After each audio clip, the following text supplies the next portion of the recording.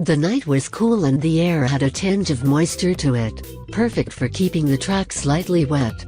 I had been waiting patiently at Paris Raceway for Roland Sands and Cameron Brewer to arrive with two of the first-generation custom-built Indian Scout 60 dirt track bikes.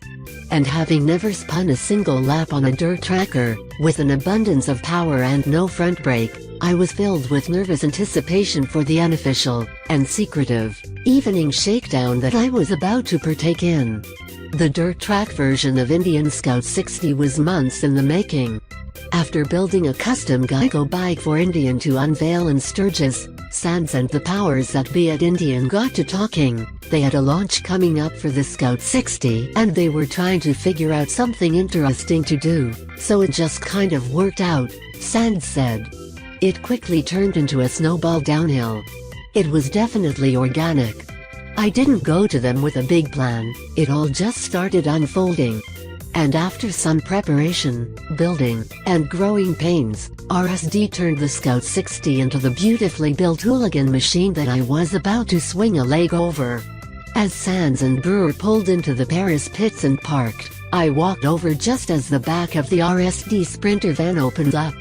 Inside were two pristine Hooligan bikes ready for us to ride.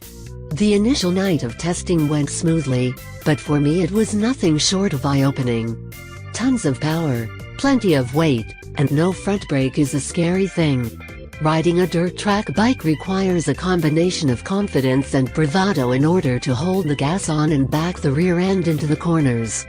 Being a motocross rider, I floundered around the track for most of the night, dented the beautiful gas tank in an embarrassing crash, and never felt completely comfortable. As we sat on the side of the track waiting for the water track to make a couple passes, Roland looked at me and said, "Well Lutz, you ready to ride this thing in Vegas?" I nodded and pretended to not act scared.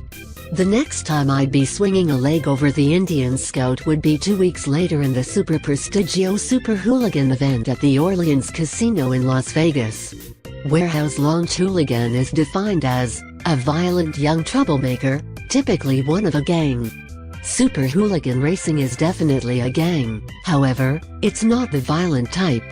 The camaraderie of the hooligans can best be described as a brotherhood, as all the racers are there for each other. It's not the usual competitive enigmas shrouded in secrecy, but rather an open friendly competitiveness that yields good times. My first introduction of the merry band of misfits was at a shipping dock in the port of Los Angeles, where the general media and public got their first glimpse of the RSD Scout 60, and most of the Hooligan racers showed up for an evening of socializing and tossing back a few cold ones. The backdrop was perfect for Hooligan racing. Inside the expansive warehouse on the water, RSD and Indian had put together an oval track for an exhibition Hooligan race aboard the 5 custom Scout 60 machines. As everyone socialized over drinks and dinner, the ambience of the party quickly changed with a deafening roar echoing through the building. The Hooligans were about to take to the track.